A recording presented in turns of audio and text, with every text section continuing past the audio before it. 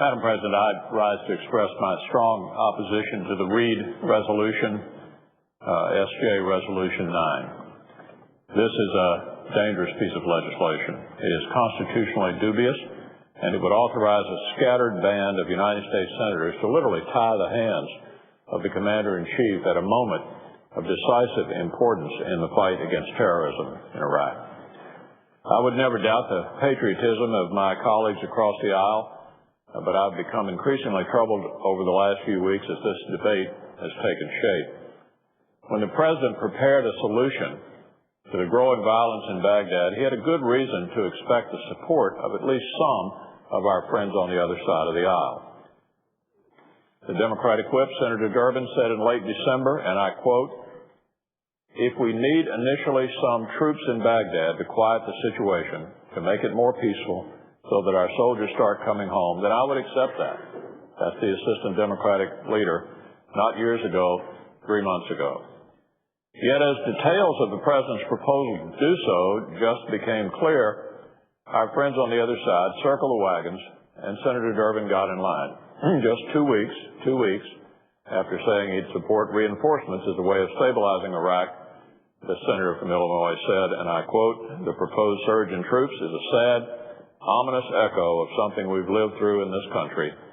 And then later on that day, he added, "I don't believe that a surge is the answer to our challenge in Iraq." That's just 2 weeks after announcing that it might be a good idea. Would our friend from Illinois have felt the same way if one of his Democratic colleagues had proposed the surge? Increasingly, the troubling answer to this question appears to be yes. Indeed, it is increasingly clear that the only principle guiding our colleagues on the other side is this: if the President proposes it, we oppose it. This is a bad principle in good times. It's an outrageous principle in time of war. 2 months after many of Democrats said they would support a surge in troops if it meant stabilizing Baghdad, and incredibly just 1 month after sending General Petraeus on his mission to do so, Democrats are now calling for the very thing they've consistently opposed, setting a timetable for withdrawal. This is really beyond silly. It is a chaotic embarrassment that threatens to shake the confidence of our commanders and of our troops, and to embolden an enemy that predicted and longed for nothing less. Of course, at some point, it is not enough to simply say, if the President proposed it, we oppose it. The principle begs for a counterproposal. What would the Democrats propose instead? And we all saw the answer: 17 different proposals, many of which contradicting the last, and then finally this: a proposal everyone could get behind, a proposal that sets a date certain for America's withdrawal from Iraq. This resolution is a clear statement of retreat from the support that the Senate recently gave to General Petraeus, and as I've said, its passage would be absolutely fatal to our mission in Iraq. Senator Clinton put it well. She said, "I don't believe it's smart to set a date for withdrawal. I don't think you should ever telegraph your intentions to the enemy so they can await you." That was Senator Clinton. Well, ever is here. And our friends on the other side of the aisle apparently now think it is a good idea to telegraph our intentions to the enemy. Osama bin Laden and his followers have repeatedly said that the U.S. does not have the stomach for a long fight.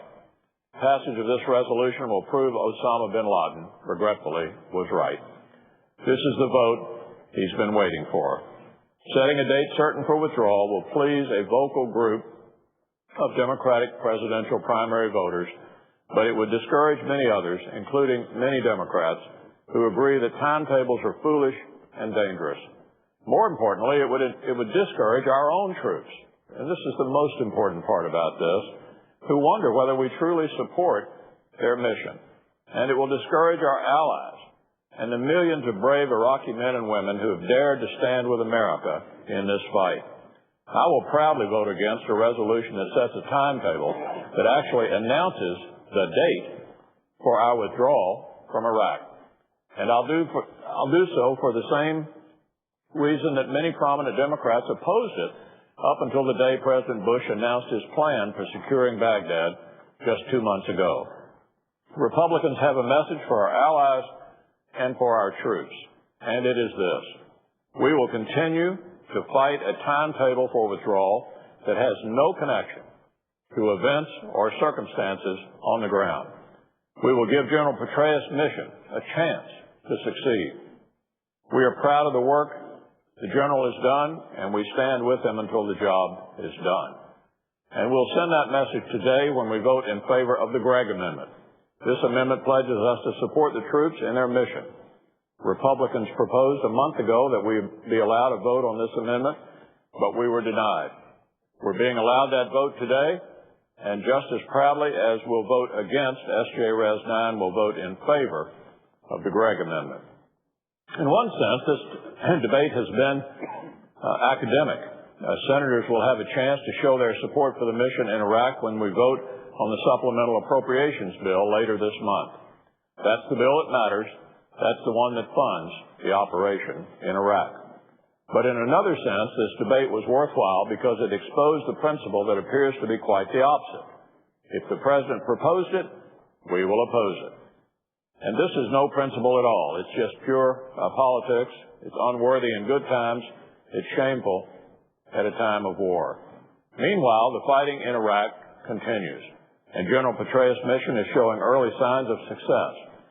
We're told that the bomb deaths are down 1/3 in Baghdad since the new plan took effect last month. Execution-style slayings are down by nearly half. Traffic has returned to the once empty Baghdad streets. No one's foolish enough to say this will last, and this is not a prediction, but it is a sign of hope. The kind of sign that everyone in this country, Democrat and Republican, has been waiting for. And we in this chamber have a choice. We can fan the flame, or we can smother it. By voting on a timetable for withdrawal, we are very decidedly doing the latter. Republicans take the hopeful path today.